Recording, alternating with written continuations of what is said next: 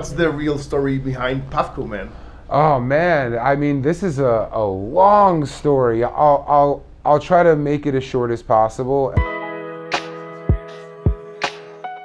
Queridísima comunidad de Énbola, tenemos una tremenda noticia, una transmisión especial para ustedes. Está de visita en Chile el creador, el fundador de una de las empresas más exitosas en la industria del cannabis. Una empresa que ha hecho una tremenda noticia, un gran splash, como se diría en inglés, porque ha conquistado los corazones y los paladares de los usuarios más selectivos en el mundo del cannabis. Y estos son los artistas de las extracciones, o extraction artists, como se conoce en inglés. Y hoy vamos a hablar con una de las personas que ha hecho un gran énfasis en el consumo mejor y el mejor uso, en el fondo, de las extracciones. El fundador de la tremenda empresa, la líder en la venta de vaporizadores Pafco, y su fundador Roger Wolodarski. Did I pronounce that correctly? You did, Dude, yeah, my man. Thank you so much for being here. This is an honor. We're big fans, and I'm talking on behalf of the cannabis community in Chile. You have a lot of fans over here, and I'm sure they want to know more about you. So thank you so much for being here, bro. Yeah, muchas gracias. Yeah. What do you think of the country so far? I love Chile, man. I mean, it's beautiful. Santiago is like, to me at least, it feels so safe. The community here is super dope. The hash here is just getting better and better and better every year. So I'm in love. There's a reason I'm here. PuffCon is literally this week. It's in 5 days. So like, I love it so you're much. on schedule. Yeah, I love it so much that I made sure to make time for this, even though it was right on the, right before our event. But yeah, I love Chile, love Latin America, love being here. You mentioned our local extractions, something that we are very proud of, but hearing you saying it's interesting. I've seen you've been judged on countless cannabis cups, right? Yeah. And you are picky. I've seen you, right? Yes. So what have you seen locally that caught your attention? Yeah, so it's interesting. I don't think I ever intended to push Piatella to the world, but now everywhere I go, I am seeing some form of cold cure water hash. So definitely seeing more of that. Water hash, like good full melt, seems to be on the rise here, which is great to see. I've at least seen one. I don't even know what to call the company name. Marinabis? Marinabis. It sounds way cooler when you say it like that. I've seen some incredible water hash from her. She's so like, good. It's just a pretty big leap, I think, from last year, where I saw a bit more flower rosin, a bit more BHO. It seems like you guys are leaning towards solventless and you're leaning towards water hash, which for me is where like excellence exists. So yeah, very cool to see. The market is maturing fast. All right, so just like to go to the beginning, and I think I have to complain about this. Yeah, please do. I've been telling the wrong story about Pafco for such a long time. What's the wrong story? What's the wrong story? Right. I want to hear the incorrect story. All right. Yeah. This is not entirely true, but for the sake of the video. Sure. Right? Yeah. So we heard. I heard from a close friend that heard from a friend that Pafco was created by all the major corporations in the cannabis industry to help them, because it was like the most convenient way to get rid of extractions fast at dispensaries.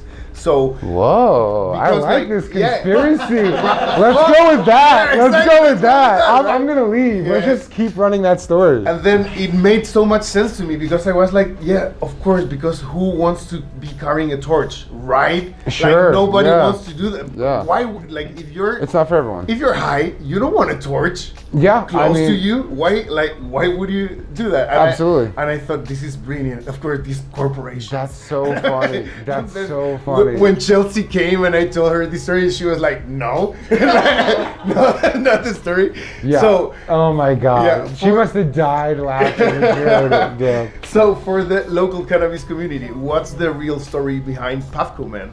Oh man, I mean, this is a long story. I'll try to make it as short as possible, and you tell me where you want me to expand. But I'm from New York, similar to Chelsea, even though she was over in New Jersey. Doesn't matter to you guys, but New York is cooler. Yeah, New Jersey's a whole different story. Yeah. So anyways, you know, I've been a cannabis user as long as I can remember, going back to my very early teenage years, younger than I should have consumed.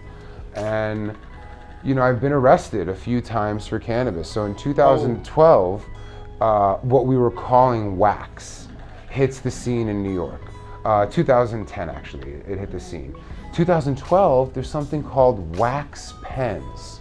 We never heard of that come onto the market, and it's just you know, the little vaporizers that you load some wax, some concentrates into, and you smoke it. And as soon as I smoked it, I was like, holy shit, this tastes good, but I can go anywhere in New York City. What kind of user were you before that? Oh, flower. Flower, just like flower all day, joints every or day. Bongs or joints yes. completely. Yeah, I've never been into bongs. I like them, but they were harsh for me. Pipes were harsh, but You've joint. never been into bongs, yet you sell the electronic water pipe, like the. My love for bongs and rigs came through my love for hash. So I fell in love with hash before I fell in love with glass. Okay. So to go back to the story, I'm liberated now. I'm in New York. I can smoke anywhere I want. I'm not worried about getting arrested. I start telling all of my friends, you got to use this product. You got to use this product. This like wax stuff is incredible. And then one day, a friend of mine, after having many units break, and I was complaining, and I said, I don't know what to do, man. I keep buying them. They keep breaking. The friend said, why don't you try to make your own company? And what I say is, if I knew how hard it was, I wouldn't have done it. Like, I would have been like, oh my God, this is impossible. I think we all go back to that day when we made the wrong choice that brought us to the right place. Yeah. And what I like to say is that I had just enough ignorance to say, yeah, sure, why don't I try this? Exactly. And that's the early story of how Puffco came to be, and then, you know, from there I can go in any direction you. Like, you have an incredible line of products going from Thank you. the Thank very you. first vape pens that we all met from Puffco. Sure. Going through the peak, and now the proxy, and now the Capsi, and so many others. It's crazy. Yeah. So congratulations. Thank you. But beyond staying on a single product of your line, like how do you keep up with the innovation? Who is in charge of that in the company? And it's gotta be stressful.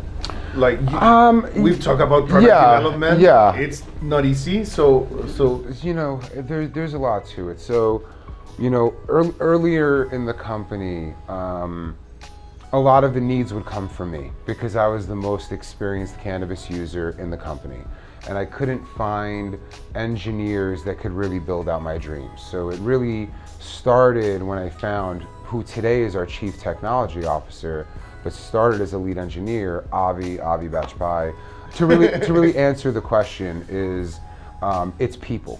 Right, like as an individual, maybe I have good ideas, right? Maybe I see some opportunities and things that others might not see an opportunity. But dreams are just dreams. Without a team, just like the team you have here, making sure that you make incredible content, you know, one person is not capable of very much, but a community of people all believing the same thing, that's how. So all these problems that come up with product development, we deal with it like community members. If we fail, we ask people how we can make it better, right? If you know, our customer service department always honors stuff, even if it's potentially out of warranty. Like, I don't want to say that and have everyone reaching out to them, but we try to make every possible situation right because we're a part of the community. You know, we're here for the long haul. But as far as how do we innovate, why is it so incredible? It's not just that we have good ideas, it's that we have incredible people capable of building them out. That to me is the real secret of why we're so special. And then one question that I think needs to be asked, you have a very wide perspective on the international cannabis industry, and you might know way better than us all these sort of obstacles and pain that has, you know, overcome our industry. But Puffco seems to be doing like, or at least you guys seem to be doing like good or thriving in this.